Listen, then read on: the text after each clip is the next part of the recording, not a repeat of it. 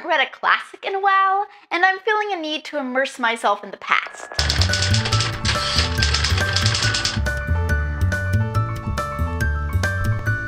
Now that I can see the end in sight on the two behemoth books I'm currently reading, which are 1Q84 and Jonathan Strange and Mr. Norrell, I feel the need to turn away from this more modern, recent fiction and pick up a classic. So here are some of the classics I have my eye on to read this year. Dracula by Bram Stoker. I have not read Dracula. I have watched the movie but never read the book, and I really feel that's unacceptable. This is a seminal piece of classic Gothic literature. I probably don't need to give a synopsis. 19th century, vampire in Transylvania decides he wants a change of scenery. Namely, he wants to move to good old England, and so gets himself the 19th century version of a real estate agent. Really, the synopsis would also make for a great 90s sitcom. Victoria from Yeah, I Read It says that this is on the list of the top books she would take to a deserted island. Nadia from Nadia Reads, on the other hand, felt it was missing Count Dracula's perspective. Yeah, Gothic literature wasn't big on humanizing their villains. So we will have to see what I think. The Grapes of Wrath by John Steinbeck. I have read Of Mice and Men, which I absolutely adored. It was so well written and just so heart-wrenching. I read it like 5 years ago, and I've been meaning to read more Steinbeck since then. Of course, The Grapes of Wrath at 500 pages is a tad bit longer than Of Mice and Men, which weighed in at a touch over 100 pages. From what I understand, The Grapes of Wrath chronicles the Dust Bowl through the eyes of an Oklahoma family forced to travel west to California in search of a better life. The Bell Jar by Sylvia Plath.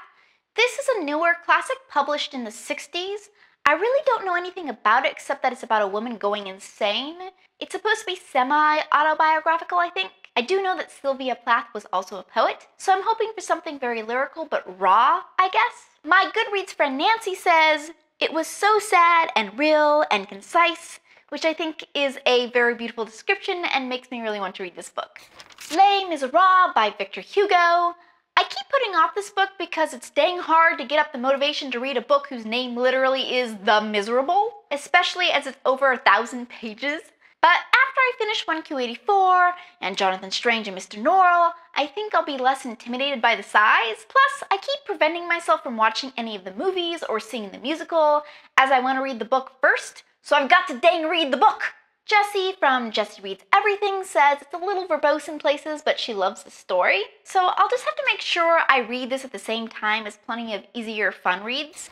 Brave New World by Aldous Huxley. I've been reading a bunch of YA dystopian lately, so I feel like I should circle back to what is one of the classic dystopians. It's about a future society that has been genetically engineered and brainwashed into what is supposed to be a utopia. But is it? My Goodreads friend Becky says, "This is a book that will stay with me. This is a book that will creep up in the back of my mind when I least expect it and make me rethink everything again." That sounds perfect. That said, I have heard there are some issues with how he portrays sex, race, gender, and religion, so we'll see. Finally, Moby Dick, or The Well, by Herman Melville.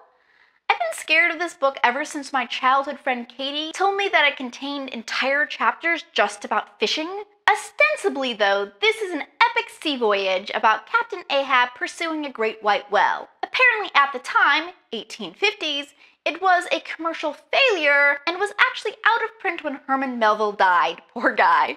It came into its own in the 20th century, and unlike when it was released, is never considered children's literature anymore. Kids must love fishing in the 1850s. Or maybe that's why it was a commercial flop. I think probably the definitive thing you can say about this book comes from Ron Lit / The Book Junkie. She says, "I want to be buried with this book." Okay, so guys, what should I expect from the above books? What have you read? What do you want to read? And what would you be happy to die never having to pick up?